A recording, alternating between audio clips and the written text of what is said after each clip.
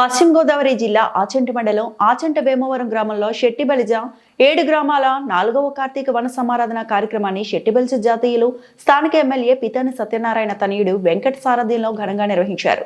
ఈ కార్యక్రమానికి ముఖ్య అతిథులుగా రాజ్యసభ సభ్యులు పిల్లి సుభాష్ చంద్రబోస్, కార్మిక శాఖ మంత్రి వాసంశెట్టి సుభాష్, మాజీ deputy speaker Reddy Subrahmanyam, Settibalija corporation chairman Kudipudi Satyababu, MLC Kavvuri Srinivas, YSRCP party senior నాయకులు గుడాల గోపి మరియు పెద్దలు పాల్గొన్నారు.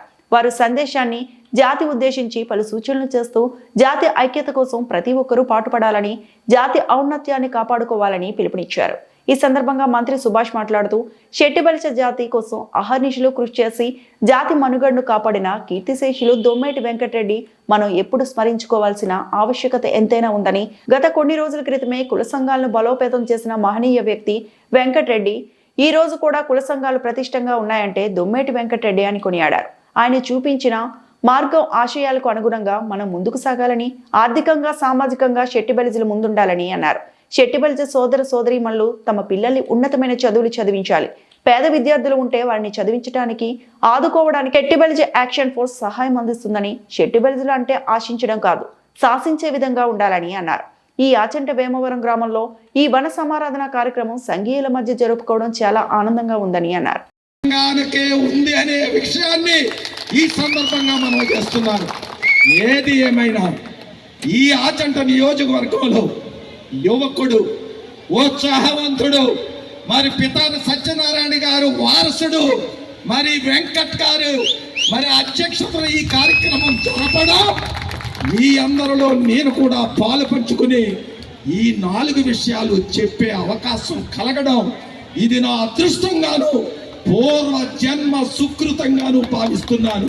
జై శెట్టిబలిజ, జై శెట్టిబలిజ, జై శెట్టిబలిజ. దొమ్మేటి వెంకటరెడ్డి గారు, దొమ్మేటి వెంకటరెడ్డి గారు, దొమ్మేటి వెంకటరెడ్డి గారు. Thank you.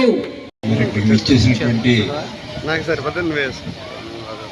శెట్టిబలిజ సంఘ పెద్దలారా, మిత్రులు, సోదరులారా, సోదరిమణులారా, అందరికీ కూడా కార్తీక మాస శుభ సందర్భంలో మరి వారికి అందరికీ కూడా శుభాకాంక్షలు తెలియజేస్తూ, సభాధ్యక్షులు మరి గౌరవ శాసనసభ్యులు శ్రీ పితాని సత్యనారాయణ గారి తనయులు, యువకుడు, ఉత్సాహవంతుడు శ్రీ వెంకట్ గారు, అదేవిధంగా వేదిక మీద ఉన్నటువంటి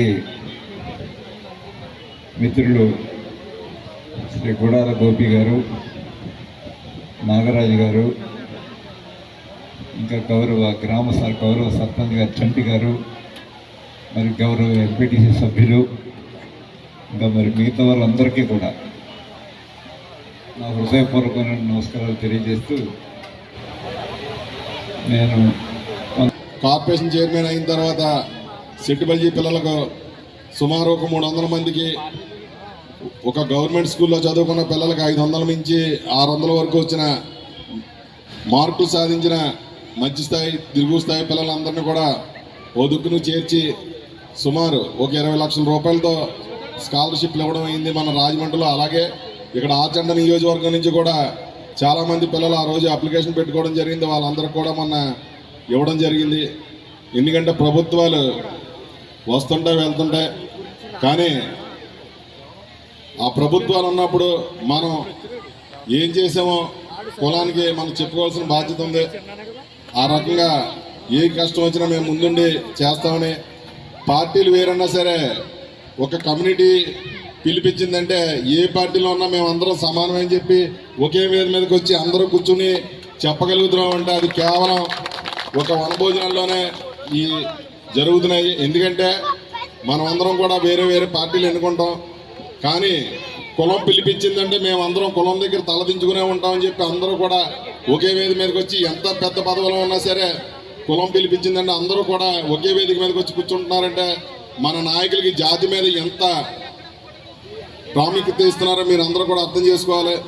కొంతమంది వేరే వేరే పార్టీలో ఉన్న అందరూ కూడా కలిసి ఉండాలని చెప్పి మంచి సంకల్పంతో ఇలాంటి వనభోజనాలు ఇంకా బాగా జరగాలని చెప్పి, అలాగే మనం ఈరోజు సెట్టిబల్జీని నామకరణం చేసిన మన దొమ్మేటి వెంకటరెడ్డి గారు 105 సంవత్సరాల క్రితం ఈ సంఘాలు పెట్టి అన్ని దిక్కులా కూడా మొత్తం ఆయనకున్న యావదాస్తులన్నీ కూడా కలిపి కులానికే కేటాయించి ఆ రోజుల్లో మనకి సెట్టిబల్జీని నామకరణం చేసి ఈ రోజు వరకు కూడా సెట్టిబల్జీగా మనం పిలువబడుతున్నాం. అంటే ఆ రోజు దొమ్మేటి వెంకటరెడ్డి గారు సంఘాలు పెట్టబట్టి మనం ఈ రోజు అందరం కూడా ఇలా తిరుగుతున్నాం.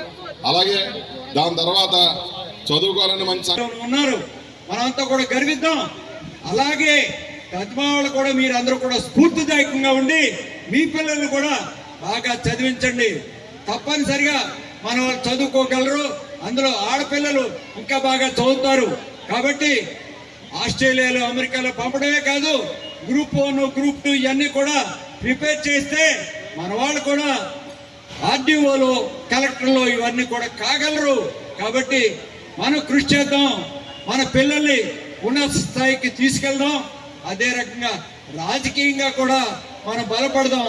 మనం అందరం కూడా ఐకమత్యంగా ఉంటే రాజకీయంగా మన సెట్టిబల్లి ఇంకా మన ఈ జిల్లాలో ఇంకా ఎక్కువ సీట్లు మన వాళ్ళు తెచ్చుకోవచ్చు.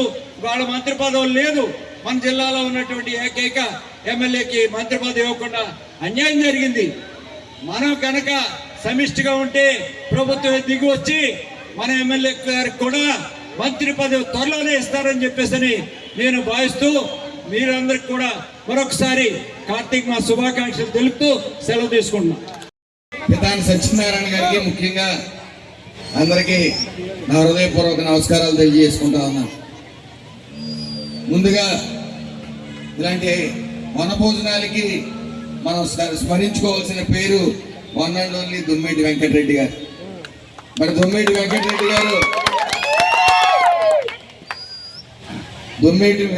గారు ముళ్ళ కంచిలా ఉండే దారిని, అదే డొంకల్ని ఒక రకంగా మనకు రహదారులుగా మార్చి మనకు ఒక దారి చూపించాడు. ఆయన ఎన్నో ఎకరాలు దానం చేశారు. అలాగే ఆ రోజున 100 సంవత్సరాల క్రితమే కుల సంఘాలని మొట్టమొదటిగా నిర్మించింది శ్రీ దొమ్మేటి వెంకటరెడ్డి గారు. ఈ రోజు కూడా మన కుల సంఘాలు పటిష్టంగా ఉన్నాయి, అందులో ఏ విధమైన సందేహం లేదు. మరి ఆయన చూపించిన మార్గం, ఆయన ఆశయాలకు అనుగుణంగా మనం ముందుకెళ్లాల్సి ఉంది. ఒక యుగానికి ఒకరు వచ్చినట్టు ఒక్కో యుగానికి ఒక్కొక్కరు వచ్చారు. మరి కుడుపుడు సూనారావు గారు వచ్చారు. మరి అలాగే ప్రాంతాల వారీగా కూడా అనేక మంది నాయకులు వచ్చారు. ముఖ్యంగా ఈ వెస్ట్ గోదావరిలో పితాని సత్యనారాయణ గారు. మరి ఆయన ఒక లెజెండ్లా మనందరికీ ఉన్నారు.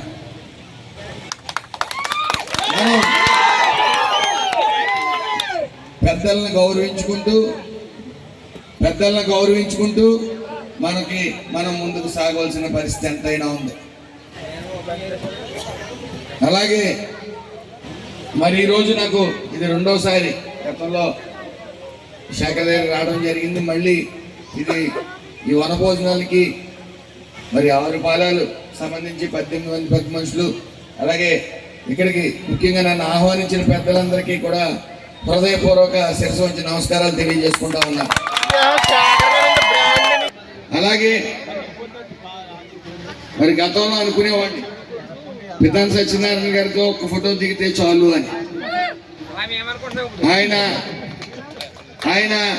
మరి ఈ రోజున ఆయన ఒక మార్గం చూపించారు మనకి.